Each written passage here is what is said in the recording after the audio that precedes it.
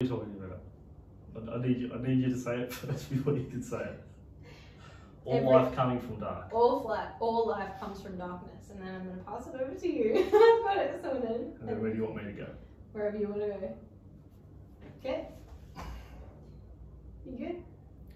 Good. I feel like it's a lot more in you. It could happen. You've got to do it. We've got to record it. I think so that if it comes, it comes. Okay. 3, 2, 1. Hello and welcome to The Wizard and the Priestess. My name is Nola and my co-host is Matt. Today, what are we talking about, Nola? Today we are talking about that all life comes from darkness. What does that mean to you, Matt? I think it means many things. The first thing that comes to my mind is that's also quite literal. Literal. And metaphysical. Mm-hmm. So it's physical and metaphysical, which I think for me would mean it comes to get to something, as in S-U-M, something that you can count. You first have to come from no thing. Not nothing, it's no thing. So it's non-duality into duality. That's the first thing that comes up to me. Comes up for you.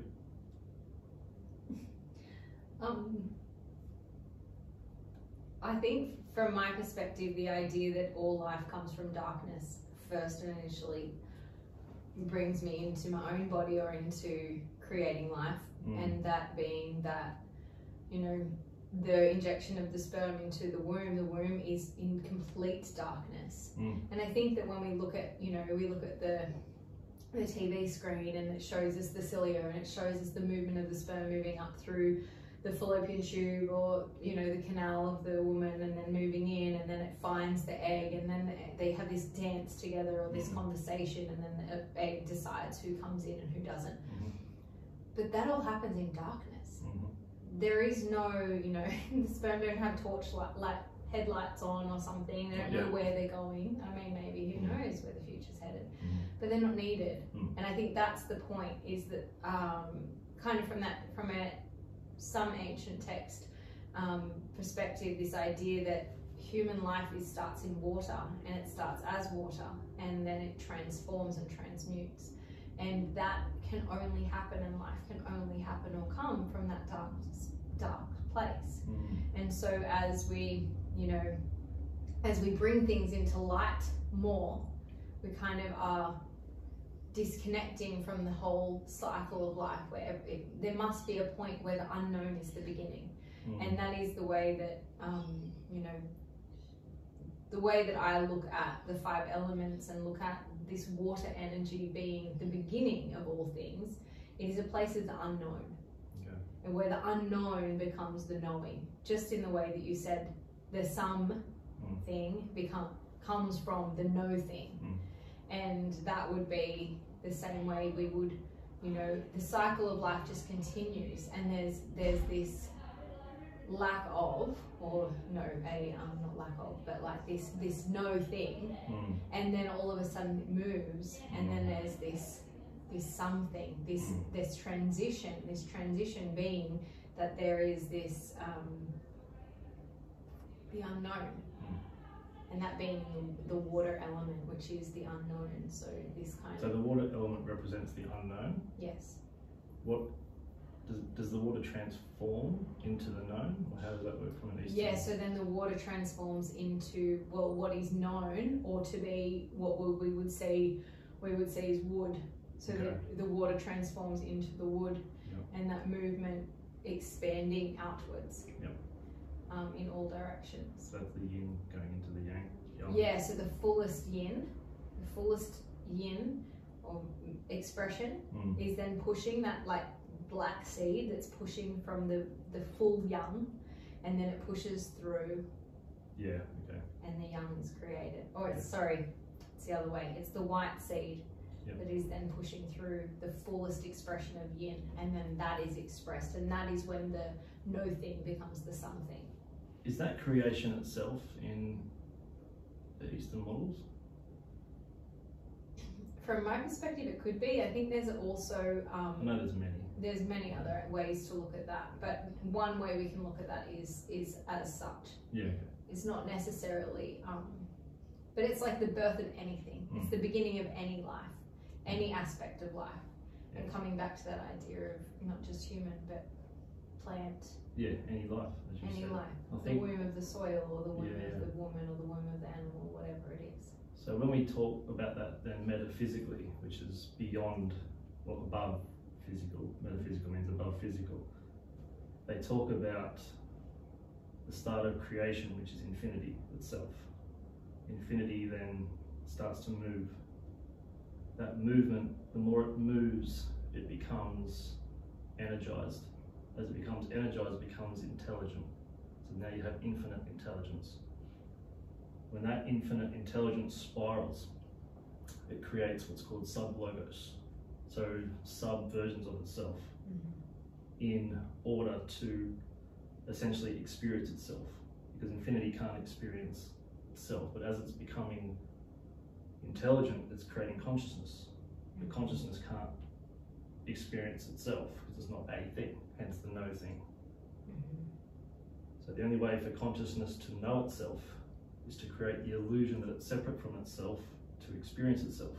It has to do so unconsciously to learn to get to know itself consciously, which is the paradox that we ultimately call reality.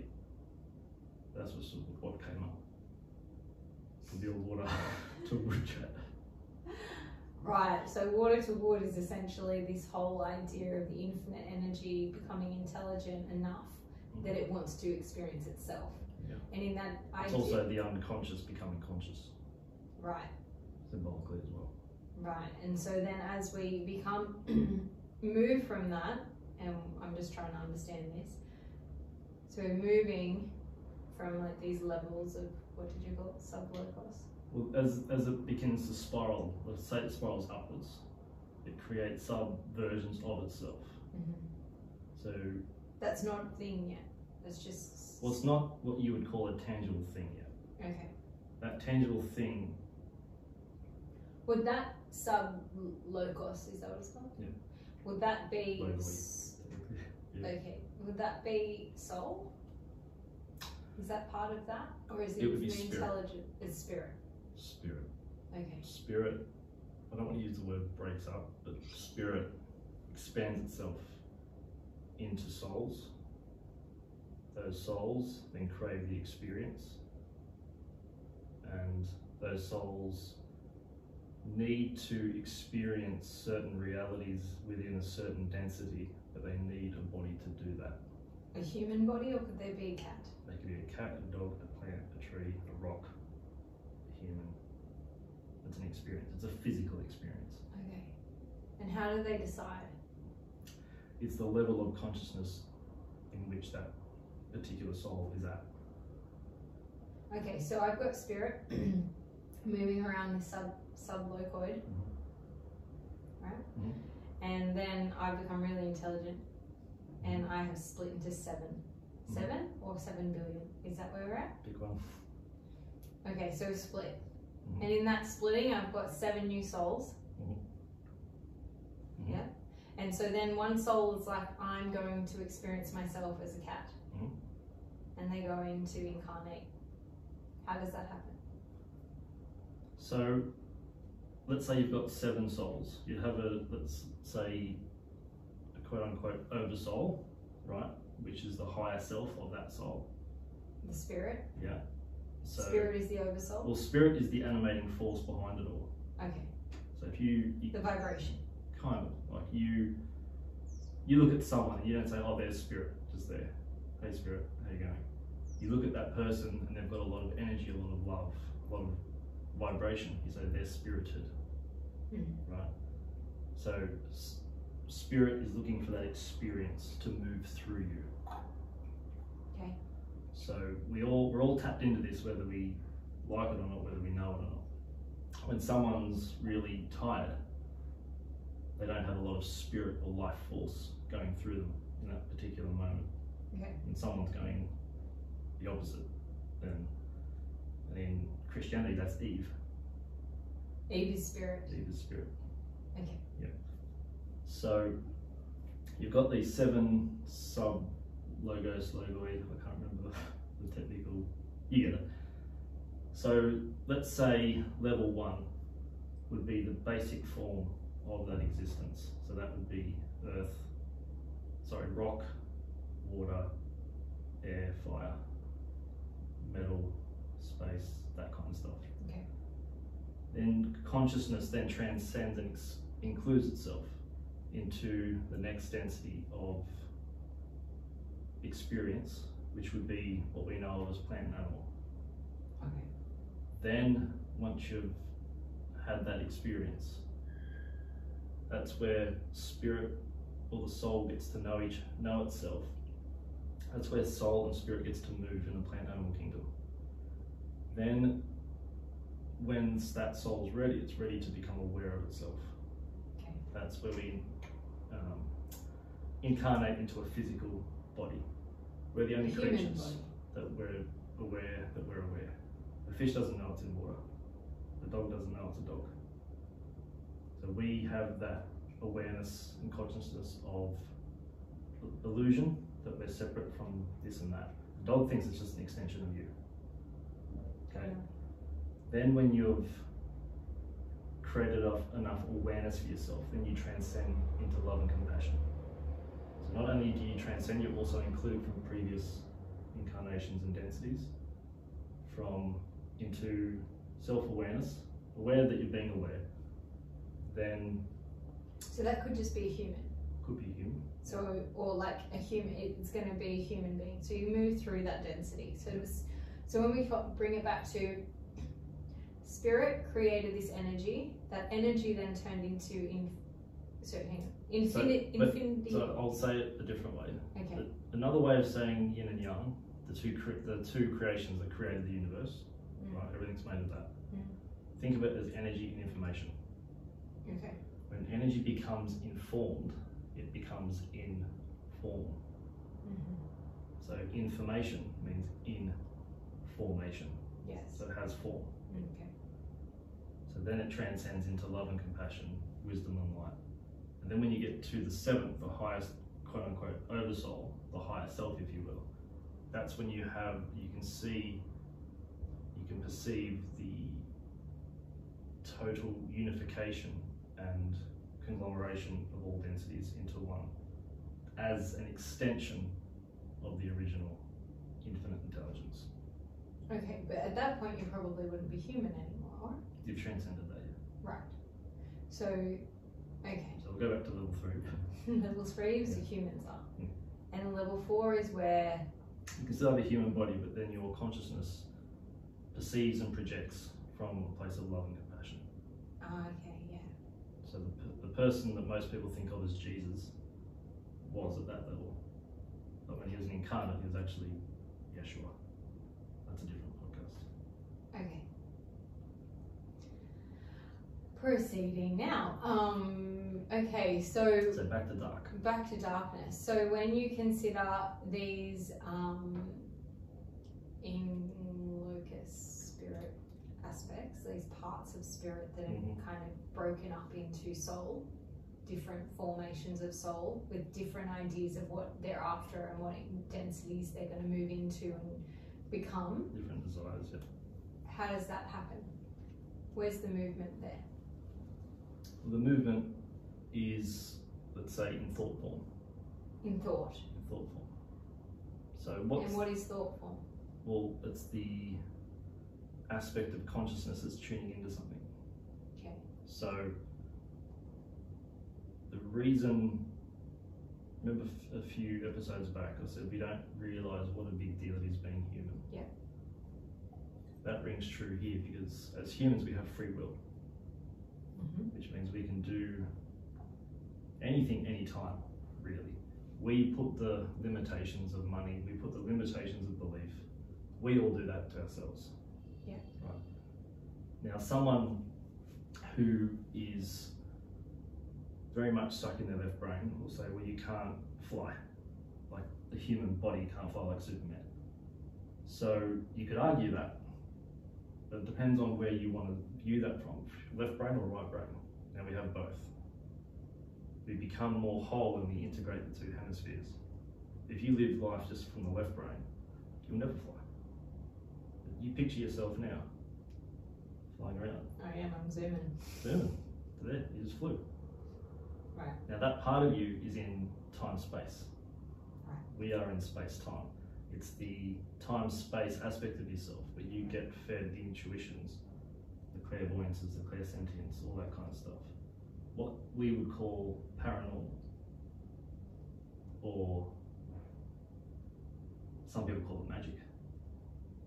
So that's where that comes from. That's that other part of you. That's the unseen versus the seen. Okay. So when we come back to how, okay, so it starts at thought, and so we've split into 7 souls in this particular instance, and we have one soul has decided that they are going to go back to experience human form. How do we move from there? So you have an idea, therefore a thought, a desire, if you will. I want to learn, pick something. How to garden. Okay. You want to learn how to garden. So that's your connection to that second density of plant and animal being alive in you still. So you're going to pick parents then who either they're going to provide the necessary polarity for you to give you the opportunity to be drawn into the gardening dream. To the degree that you follow that, you're going to feel alive. You'll be very spirited. The more you go against that, there'll be something not quite right. It'll shake the boat. Yeah. So then you'll pick the parents and then you'll have that experience. Yeah, okay. So when we consider this in terms of choosing our parents, and so that we can incarnate and live the life that our soul has chosen to experience, or to to experience. And so what does that mean in terms of how we actually come into life, and how, you know, the layers of all the things? So, oh, okay, cool, this parent looks good to me. Do I just become their spirit baby? Is that kind of the thing? Like, I just hang around with these people and like, or is there something that actually draws me to that? Do I choose that as soul? Do I choose those parents? So there's many different kind of concepts and theories on that. Personally, I don't quite remember, because you go through, in shamanism at least, you drink from the river of forgetfulness, then you forget everything when you incarnate, so you have to relearn everything, hence the soul contracts, etc. So at the moment that, I guess you'd say the moment of conception, that's when the soul, this is one philosophy, the soul jumps into the womb. Right. Others say it jumps in at birth. Others say like a 3, 6 or 9 month. I can't remember exactly which one's which. But essentially during that period, the soul jumps into the body. The mother's body. The mother's body, mother's womb, and then grows from that. But there's a deep forgetting about that. And does their forgetting happen as they jump in or before they do? Like, is it happening in time or is it happening after? It's happening in time space. Not space-time, which is where the mother's womb is. Yeah. Okay. So how do they jump in? That's essentially the no thing becoming something. Yeah. How do they get in? So I'm just going to tackle this from, I think it's a shamanic point of view. At the point of orgasm from the male. Picture you're out in darkness, okay? In the night time. So picture you're just out, pure darkness, okay, as a thought. You don't have a physical body.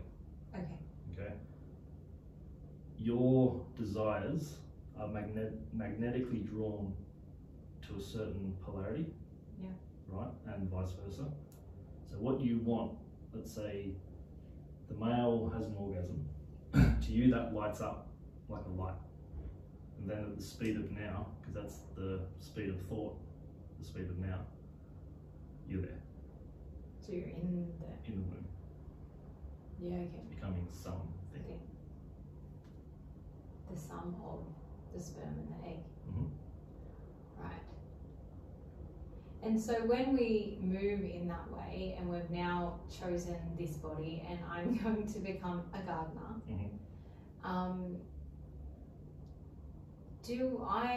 and I've forgotten everything, or I'm on the process of forgetting that I wanted to become a gardener. No, you have no idea, consciously. But It's gone. It's gone. It's not gone, it's just gone into the unconscious. Okay, so it's consciously gone. Because you just have this thing where you love gardening. Okay, so this is my thing that I find really interesting, and I'm interested to hear what you think. When it comes to choosing your parents, and they are essentially the particular people that have come together to show me the way to become the best gardener that I can be, and I don't know that now because I've forgotten, all things now because I'm moving through, and then I have a really traumatic birth. But that's part of the choosing. Yeah, absolutely. You need polarity, right? So in order for you to get where you want to go, sometimes you need to learn what you don't want in order to learn what you do want. So if people can't identify their dream, I ask them what their nightmare is. And it's usually just their dream's usually just a 180 degree flip from that. Yeah. So if you've had a traumatic birth, that was your soul contract coming in. Some people unconsciously choose to be born blind because when they're born, for example, their contract, it brings people closer together. That was their contract. Makes zero earth logic sense. So if you're listening to this, just rolling your eyes, I get it. But you've got to think beyond human thought process. Yeah. Or maybe not even human thought processing, but this current carnation of human. Where we get stuck with everything is we translate everything literally. So translating everything literally, then you can't see it, weigh it, or measure it, doesn't exist. But then love, thought, emotion, mind, how do you weigh or measure that? I think they're trying to do that. They're trying to, but they're going to fuck. It's just not. The human is too complex for that. Yeah. So a lot of that is in time and space, which a lot of the powers that be in this world they're trying to dull that down. The time space, the unconscious. Or just the soul itself. Soul. Yeah. Right. Yeah, and it's really interesting because I guess from my perspective, I bring everything back to the simplistic. So you're where you are taking everything to the depths of complexity. And I think that's maybe why I think I've been drawn to the simplicity of Eastern medicine. And I think there's also an aspect though that has been quite dulled down in the way that I learnt initially, TCM. Traditional Chinese medicine, and it was definitely the spirit. And that when you look into it more deeply and you kind of understand that there is this depth, this spirituality depth that has been, is like part of the Eastern understanding also, but it was a bit too wishy-washy. And so the complexity of that got dulled down. And so then it became more simplistic and more literal and more capable of actually being digested and understood. Yeah. And I think that's sort of where that idea of all life starts in water form and the chi and the blood connect and become human. Because even though chi is quite metaphysical as energy, it's still energy. You can see energy move. Like I'm moving my hand and that's like, it's not just happening. There's energy in that, and we can kind of understand that, we can grasp that because we can see it. Well, that's for our ego. Our ego wants to make sense of everything. Right. So it makes sense of everything easier if it's literal. Totally. Yeah. Because that's the world with which we have perceived and created. And that's how we're conditioned to think. Totally. Yeah. So it from that this idea of life starting in darkness. Well, it's sort of that idea of like, well, actually the womb space is just this big dark hole where thought begins. But then how would you describe, how would that infinite energy or that thought even begin? It comes from infinity itself. It's a part of the original thought. So it's sort of like I sort of see this idea of like the infinity ring. I don't know whether that has anything to do with this, but I can just see that moving around in some form. Like maybe there's atom, maybe there's no atom. There wouldn't be atom, right? There's no atoms yet. Or is there atoms? Scientifically, there would be atoms. Okay, well let's just say that there's atoms, unseeable, unknowable, but they're moving in this infinity ring, and they're moving in that polarity of positive and negative, and that's how they keep popping in different directions. Like that's how they keep creating that infinity ring. And then all of a sudden, like there is in all things, there's that radical or that free radical that moves itself or removes itself from that actual movement of ring. Yep. And so I've just decided, curated in my mind this idea that that's what's happening. It's the free radical that breaks off, that becomes a thought, that then becomes the souls, that then, or the spirit, that then splits into the souls, that then becomes incarnation. Where are they? Where are they? Or where is all of that happening? All around us. Right now, here. Yeah. This is, we're living in the physical manifestation of everything at once. Because infinity comes and goes at the speed of now. Is that why when you were to if you were to use plant medicine and you're able to take yourself to that like to realm and move into other places, that you're actually finding yourself in this kind of like you're seeing those things? Well, you're seeing just unconscious aspects of yourself. The thing, if you're on a plant medicine, they disable what we call in the brain the default mode network, is what we know of as the ego. So that filter becomes more permeable, so it allows more things from the unconscious to come up. So we just see those parts of ourselves. Totally. So if you're taking plant medicine and see a dragon or spiders all over you, it's just you. But it's so real in that time because you've dissolved the ego for that period. So you're actually a dragon. You're perceived to be either a dragon, it could be attacking you, it could be eating you, you could be eating it, whatever's going on in there. But it's as real as what we perceive to be real now while you're on the medicine. Yeah, I get that. If you haven't had if the ego is not strong enough to handle that upon coming back, you can see how that would really mess someone up.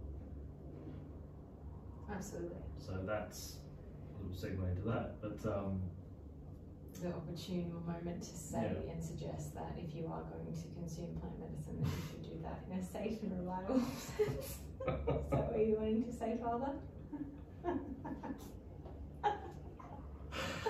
Yeah. Yeah. That might be next episode, maybe. Anyway, bringing it. That got weird quick, didn't it? Really, back in. Yeah, okay, so I think it's really interesting. So, okay, so there's just infinity ring. Like, is there more than one infinity ring, or is it just that? Well, there's many infinities, isn't there? There's not just one thing. I know without getting religious or anything, they will bring that back to one thing. Yes. Christians call it God. Yes. There's Buddha, there's Muhammad, there's Krishna, there's Ra, there's Source. Whatever your word, you can call it Madonna if you want, whatever does it for you. It's the same, it's just a concept, that concept. Singular concept that there is just a singular force. Well, it's a non-dual, the force hasn't even started yet because it's just that one thought with no polarity. Oh, hang on, so that's before my infinity ring starts. Because you can't have the experience as the thought. The thought needs something to think about. Consciousness can't experience itself. Mm-hmm. So consciousness needs to be conscious of something. So it creates the illusion that it is not all there is. Doesn't that mean then that consciousness can only exist in humans? No. God, no. But didn't you just say that dogs don't understand? They aren't aware of their awareness? Doesn't mean they don't have consciousness. Oh, okay, right. Because they're conscious enough to say, oh, there's my owner and I can go to that. Okay, I got it. All right, so hang on. Now we've got to go one step further and be like, so where's the eternal thought? Where does it start? Well, there is no start, there is no beginning. Sorry, no beginning, no end. That's the paradox of it. Okay, so that we're coming into like quantum physics ideologies. Yeah. So the whole thing is that we're an expansion of that original thought. And that original thought is creation. Right, and so we're all one. Yep. On the same cloth. Same cloth? Dark cloth. Dark cloth. And then we go into the womb. And then we move into the womb. Yeah, okay. Yeah, it's really interesting because then there is this idea, so we have in Chinese medicine, which I think I want to touch on another time in terms of like the soul, like the different souls, each organ has a different soul and has a different function in that way. Oh, each organ has a different soul. Mm-hmm. Okay. Or a different spiritual aspect. Yeah, okay. But the main spiritual aspect we talk about is the Shen, is that the heart. Okay. And there's a few different chains of thought that I've kind of come across in recent years of study, and that has been that the Shen has been seen as the main because it is the heart center, and the heart center is seen as, or the heart itself is seen as the emperor, and in, you know, traditional Chinese monarchy, or I don't think it's called a monarchy, but either way it is, you know, the emperor was the person in charge, but actually there is the above the emperor. Sure. And so that's when, or like the idea that the emperor is not the main, they're not the center. What the center is the heaven and earth, which is the creator of life. Okay. But it's like, it kind of gets messy, and so you sort of, as a really simple clinician that likes things really simple, I sort of tend to steer clear of when it gets a bit messy, and that is actually really common in a Western model because we like things simple and clear. However, when you go deep into Western medical model, it is not simple and clear, and there's like, you know, they make out that things are simple and clear, but they're definitely not simple and clear. So either way, from that perspective for myself is that I find that I'm falling more into this idea of the simplicity of this is transferring into this is moving into that, and that becomes really, just really quite simple in that sense, and it's easy to understand. So when you say this turns into that and that turns into this, I'm talking about. Are you referring to like yin can only ever turn into yang and vice versa? That kind of yin to yang kind of movement, or I'm more talking about 5 elemental movement, which is yin to yang every part of it. It's so different scale. It's just different cycle. Everything is cyclical. Everything is moving in that way. So whether it's within the actual, you know, water itself, moving from its yin aspect to its yang aspect, which then transforms and transmutes. But if you're looking at the whole 5 elements, well, you see the yin and the yang of the whole 5 elements. And then you can zoom out a little bit further and you see a human life of 100 years, and you see the yin and the yang of that whole cycle. Or we look at, you know, the male cycle being the 24-hour yin and yang cycle, or you look at the female cycle, which is more of the 28-29 day cycle. We look at the yearly cycle, the 365 day, which we've kind of created, but more like the seasonal cycle. And so everything is yin and yang, and depending on where you look at it, like if you were to look at a diagram, you would see like the minuscule yin and yang just spinning around, then within every cog there's yin and yang movement, which is within a whole big yin and yang. So it's just like smaller and bigger, and I would say that once you get to that pinpoint of the non-duality, that point of thought that you're touching on, it might be. But the paradox of that is that there's no words to describe it. The center. Because as soon as you use the center. I'll not say that. I described the word. As soon as you go to that non-dualism, as soon as you have words, that's the polarity. Okay. So you go to a place of no polarity, all pure potential. So whatever pure potentiality, I remember that. So whatever you want to be, whatever you can be, you have the potential to become. And do we have that now? Yep. How long do I have to think about it? We've played this game before. We have. Right now you have 4.1 seconds. 4.1 seconds. Just thinking. What is it? What have you got? What can you not see? Okay. What do you see now? I can't say it on this show. Are we allowed to swear? I mean swearing? I don't know what you're talking about. Fuck yeah, let's do it. Yep. Oh, you're a naughty boy, man. Anyway, I was coming back to that idea of so there's the 3 hun and the 7 po in a kind of spiritual context of the soul itself. So as it carnates, it has the 3 hun, the 3 gentlemen, and the 7 po. Okay. And so it's kind of like where you would say soul, I would that would be, those guys would be in part of that. Does that make sense?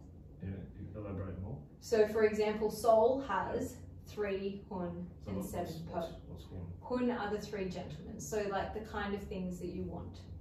You kind of want your, like, you know, loyalty, right, and okay. So the aspects, joy, or the aspects of soul. And the other, the po, are the kind of dark. Right.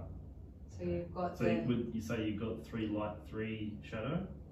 No, it's 3 and 7. Sorry, that's what I meant. 3 and 7. Yeah. Okay. So you you've got 3 light, 7 shadow. Yes. And so what a teacher or someone who I've learned under has described or spoken of is that when you have these, this is you. You are that. You have these 3 gentlemen, or these 3 kind of steadfast, you know, people to look up to and connect to and feel connected with, and to be like, you know, they're all, like, you know, the kind of seen as the positive or the light aspects of yourself. And then you have the 7 po, which could be, you know, like anything from envy to jealousy to like, well, that. What most would correlate to negative attributes type thing. Totally. So, and then obviously every soul is incarnated differently. So you have the different 3 and 7. Yeah, okay. But it's like, it's seen as a negative thing, this darkness. And one of the things that was definitely, that I felt was really clearly kind of, or drilled in a little bit, was about that it's not, just because it's dark, it's not necessarily bad. And we all started from darkness. And if we think to what you're describing, of this idea of like kind of going around and around and around and around and around. And for me, I'm trying to pinpoint the unnameable point. The center. Well, then if you're explaining the center, it's not the center. The center's right here and now. Right, because I am the center of my own universe, so that is me. That, if you looked up the definition of the center of the universe, me.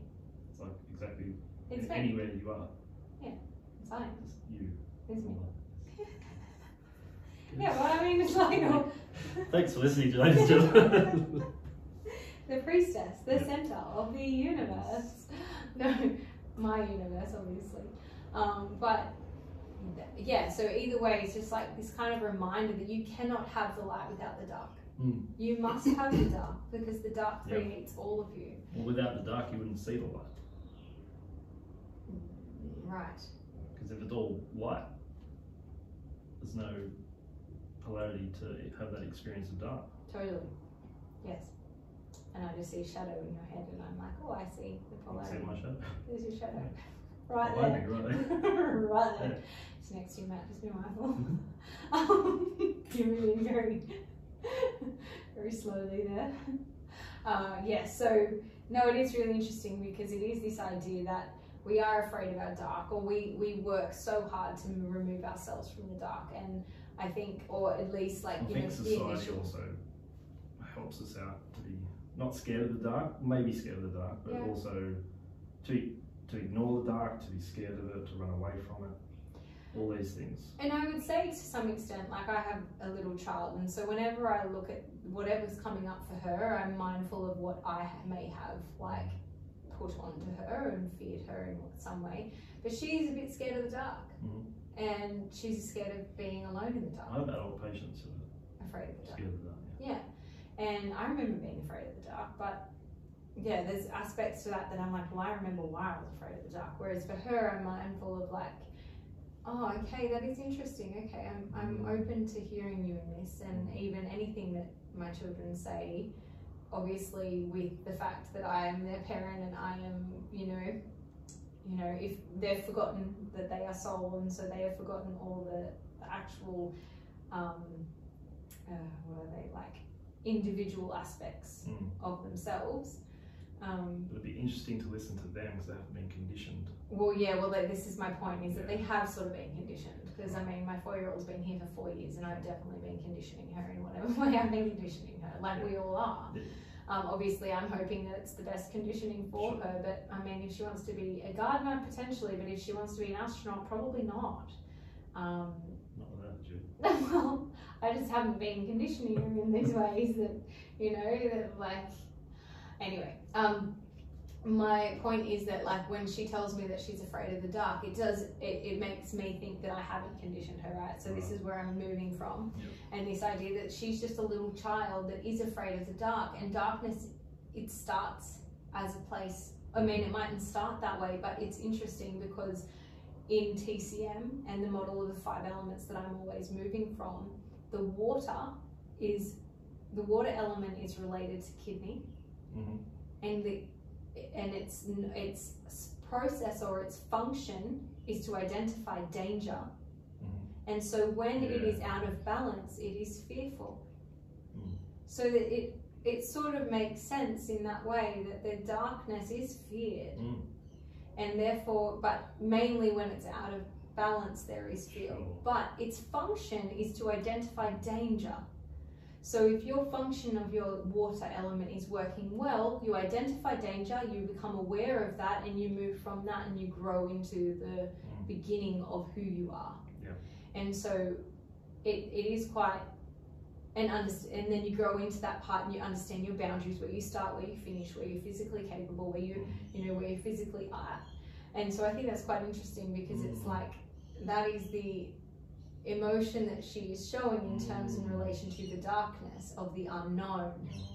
And then we're trying to talk about, for a time we've been talking about monsters, and she's been really afraid of monsters. And I remember a patient of mine telling me once that her, what did she say? Her mum said to her, the monsters aren't real, they're just in your head. And that freaked her even more. Because then she's got these monsters in her head. And every time she closes her eyes at night, she's freaked out because the monsters are in her head. And I was like, it's funny because it's quite, I imagine, a common catchphrase to say as a parent to a child, that like, oh, don't worry, they're not real, they're just in your head. Like, it's, I get it, it makes perfect sense, but actually think of receiving that as a child, you're like, well, now I've got all these monsters. You literally wear that and you believe it. In my head, soul. Totally. And so I'm just really conscious saying monsters aren't real, and if they happen to exist, then you just tell them to go away. And I mean, I've had my own experience with seeing monsters and having to tell them to get nicked. But it is like, it is really, it's really cool having a kid like in this experience and being like, oh wow, okay, I see that, and I can see you expressing that now, and just being like really conscious of like an awareness of not trying to, you know, push in a certain way, and being aware of, I mean, she's absolutely being conditioned in many different ways, but it's being kind of aware of what is coming up for her, and how she's expressing that is this idea of like, oh, she's only really little, but obviously that's crazy too, isn't it? Yeah, I mean, that's in Freudian and Jungian psychology. They talk about the shadow, that they're the light and shadow attributes of an archetype. Right. And the shadow is there. The shadow is essentially the unconscious aspect of yourself you don't want to acknowledge, because of that story gap we spoke about last time, where the story yourself, the story between you and you is different to the story that you tell the world. Yes. You create the shadow. Yeah. And that shadow is the unconscious aspect of yourself that you don't want to look at. Yes. Hence it's in the shadow. Yes. But it is there to serve you. Yes. To say that, look, you're being victimized here, or you know, you're selling yourself short, or whatever the situation might be. Yeah, totally. So it is there to serve you. I think, as you just said, from a, you know, the monsters in your head, that activates that part of the memory of, well, I'm being kind of warned about something here. That's where the monsters live. So therefore, my concept of that thing now is now a monster. So we would have used the word monsters way back in the day to describe something, because we used to talk in symbology and mythology. We used to talk in story, and those stories today are being interpreted literally. Yes. And I, for one, don't really think it's going that well. Mythology? No, or literally the literal translation? Interpretations of Yeah, right. the Of Bible mythology. as an example. That's Right. another discussion in itself. Mm. But yeah, telling a child that these monsters are in your head, even though the intentions might be very pure, Yeah. it's the kid wears that As a real, every literal. fibre of their being. Yeah, yeah. I mean, being a parent is pretty full on, especially when you think of think of that kind of, the soul chose, right? So pressure's off. We'll be right, they'll be right. Soul's got it. But energy can't die, and it's also funny that you were talking about being afraid of the dark. Oh yeah. Because what that really is symbolically is fear of death. Yeah. Also fear of silence and the fear of being alone. But that all represents fear of death. Yeah, and it is really interesting because fear of death is essentially the underlying everything. We're all so afraid of dying. The ultimate, in this incarnation, the ultimate unknowing. Yes. So life and death come from darkness. Yeah. Maybe. Well, I would say, a lot of people would say that life and death are opposites. For me, birth and death are opposites. Life just is. Yeah, okay, yeah. Yeah, I think that's just a bit of play on words. And they need each other. Birth and death or life? Without death, there'd be no life. Yes. I think we just need to be more comfortable with that. I think the more we get stuck in TV shows and news programs and all that kind of stuff, we lose the magical awe of really the magic that creates every moment. Mm. And it really is all around us, but let's just say there's a reason they call it TV programming. Right.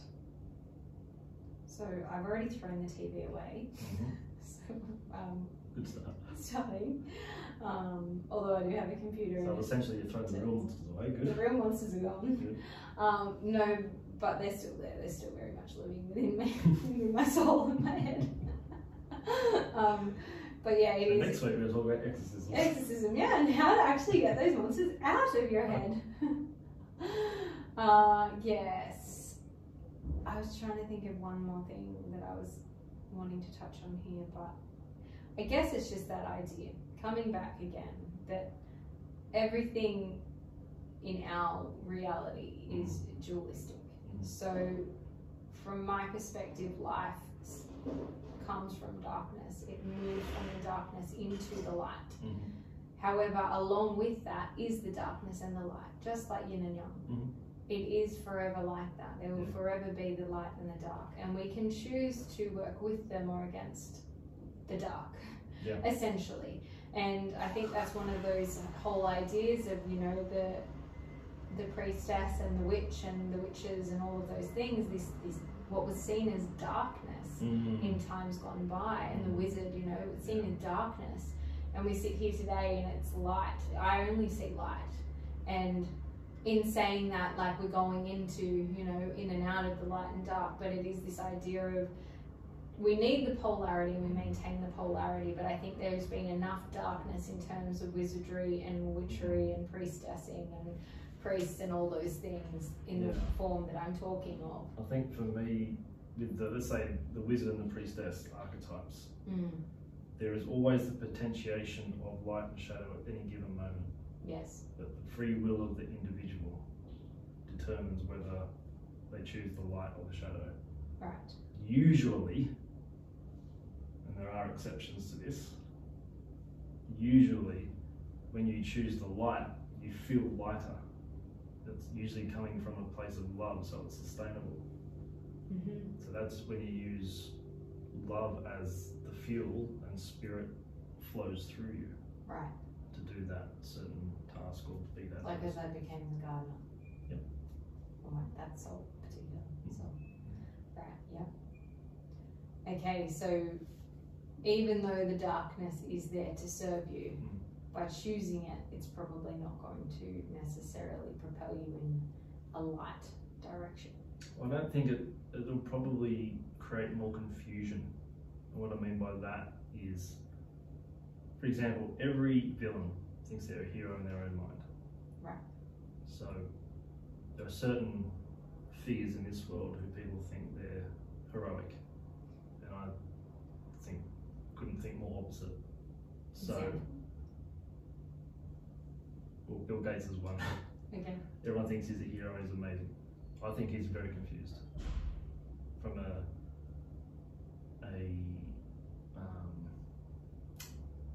going above, I think he's great at making money, credit where it's due, but spiritually, that if you look at him spiritually, he's just torn into shreds. Mm.